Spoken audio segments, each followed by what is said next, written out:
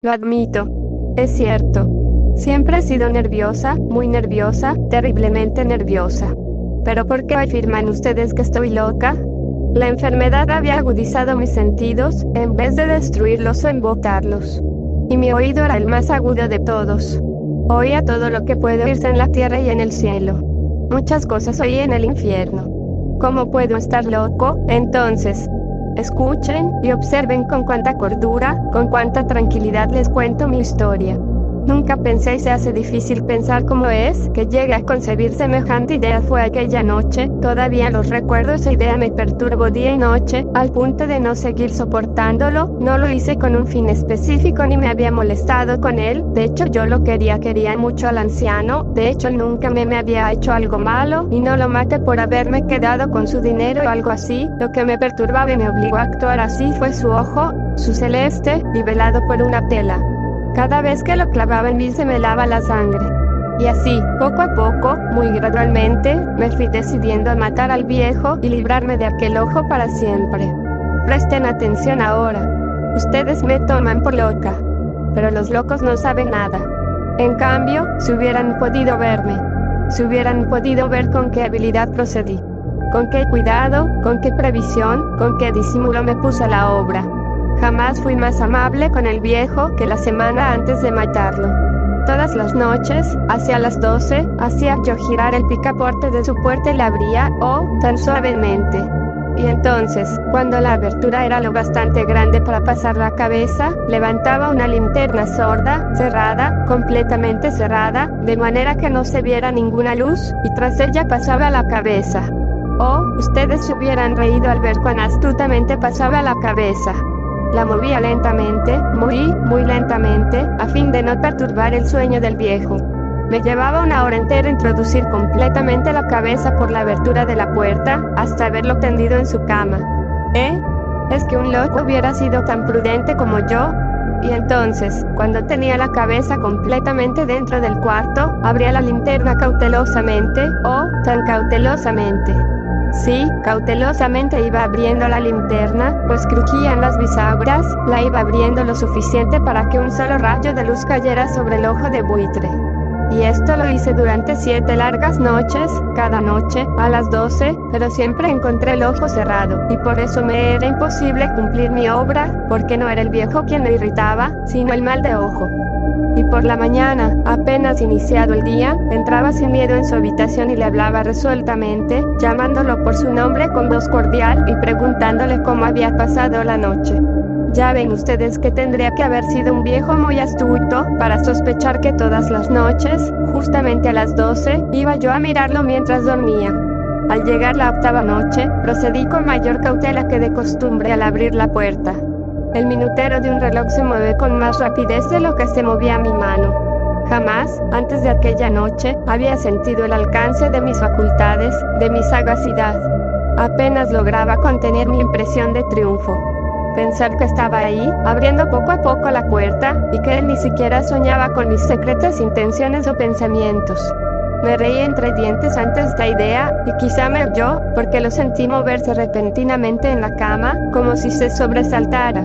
Ustedes pensarán que me eché hacia atrás, pero no. Su cuarto estaba tan negro como la pez, ya que el viejo cerraba completamente las persianas por miedo a los ladrones. Yo sabía que le era imposible distinguir la abertura de la puerta, y seguí empujando suavemente.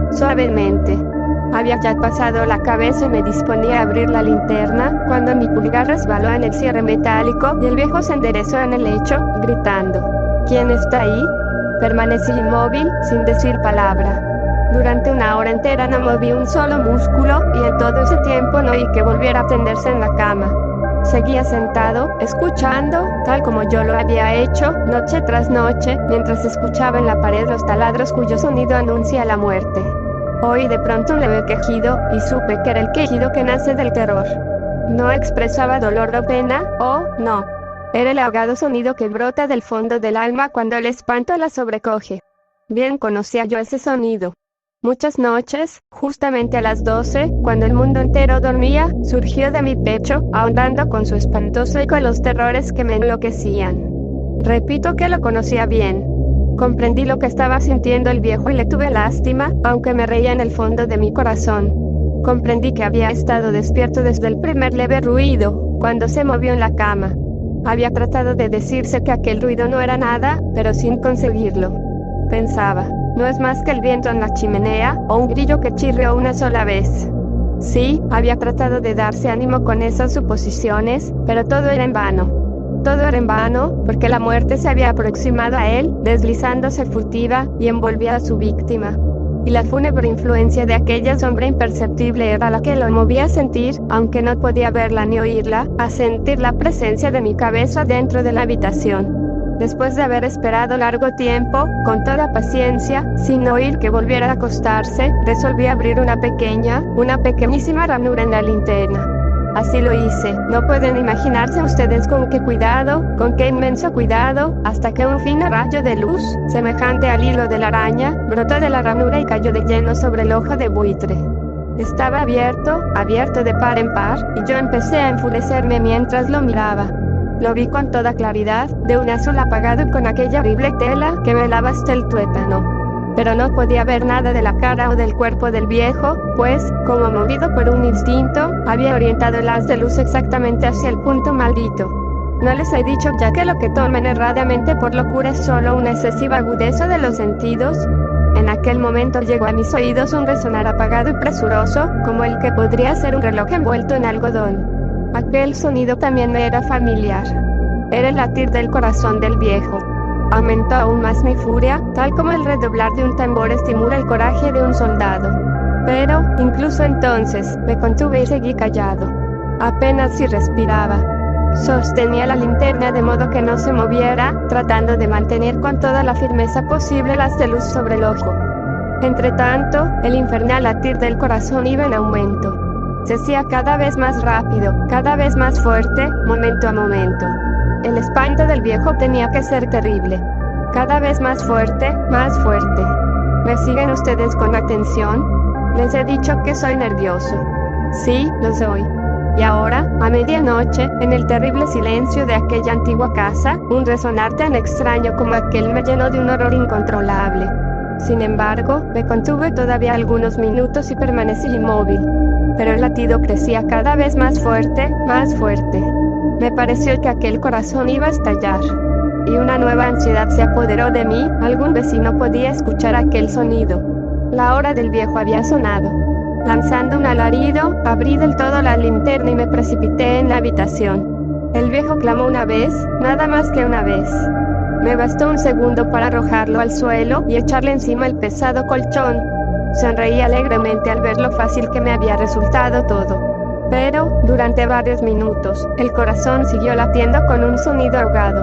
Claro que no me preocupaba, pues nadie podría escucharlo a través de las paredes. Cesó, por fin, de latir. El viejo había muerto. Levanté el colchón y examiné el cadáver. Sí, estaba muerto, completamente muerto. Apoyé la mano sobre el corazón y la mantuve así largo tiempo.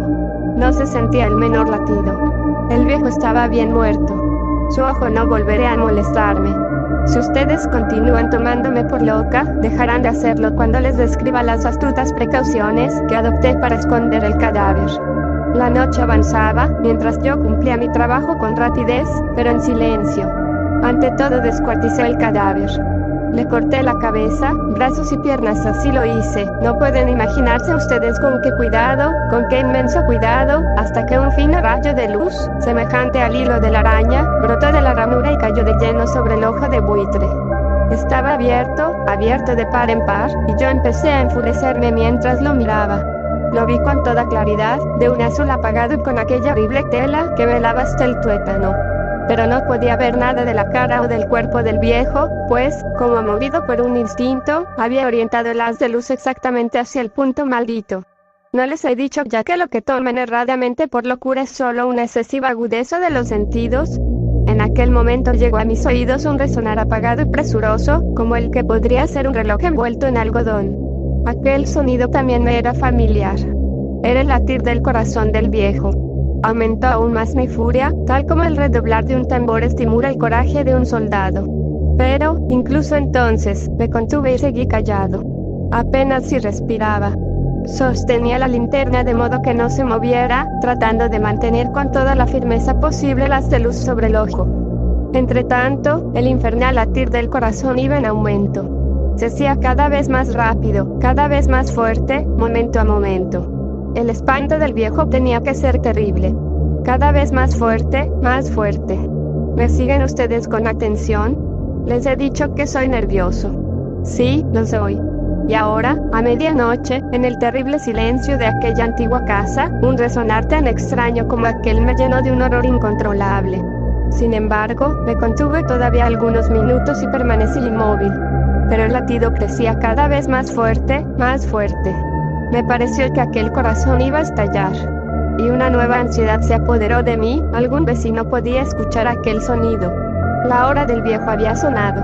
Lanzando un alarido, abrí del todo la linterna y me precipité en la habitación. El viejo clamó una vez, nada más que una vez. Me bastó un segundo para arrojarlo al suelo y echarle encima el pesado colchón. Sonreí alegremente al ver lo fácil que me había resultado todo. Pero, durante varios minutos, el corazón siguió latiendo con un sonido ahogado. Claro que no me preocupaba, pues nadie podría escucharlo a través de las paredes. Cesó, por fin, de latir. El viejo había muerto. Levanté el colchón y examiné el cadáver. Sí, estaba muerto, completamente muerto. Apoyé la mano sobre el corazón y la mantuve así largo tiempo. No se sentía el menor latido. El viejo estaba bien muerto. Su ojo no volverá a molestarme. Si ustedes continúan tomándome por loco, dejarán de hacerlo cuando les describa las astutas precauciones que adopté para esconder el cadáver. La noche avanzaba, mientras yo cumplía mi trabajo con rapidez, pero en silencio. Ante todo descuarticé el cadáver. Le corté la cabeza, brazos y piernas. Levanté luego 3 planchas del piso de la habitación y escondí los restos en el hueco. Volví a colocar los tablones con tanta habilidad que ningún ojo humano, ni siquiera el suyo, hubiera podido advertir la menor diferencia. No había nada que lavar, ninguna mancha, ningún rastro de sangre. Yo era demasiado precavido para eso. Una cuba había recogido todo, ja, ja. Cuando hube terminado mi tarea eran las 4 de la madrugada, pero seguía tan oscuro como a medianoche. En momentos en que se oían las campanadas de la hora, golpearon a la puerta de la calle. Acudí a abrir con toda tranquilidad, pues ¿qué podía temer ahora? Hallé a 3 caballeros, que se presentaron muy civilmente como oficiales de policía. Durante la noche, un vecino había escuchado un alarido, por lo cual se sospechaba la posibilidad de algún atentado. Al recibir este informe en el puesto de policía, habían comisionado a los 3 agentes para que registraran el lugar. Sonreí, pues, ¿qué tenía que temer? Di la bienvenida a los oficiales y les expliqué que yo había lanzado aquel grito durante una pesadilla. Les hice saber que el viejo se había ausentado a la campaña. Llevé a los visitantes a recorrer la casa y los invité a que revisaran bien. Finalmente, acabé conduciéndolos a la habitación del muerto. Les mostré sus caudales intactos y cómo cada cosa se hallaba en su lugar.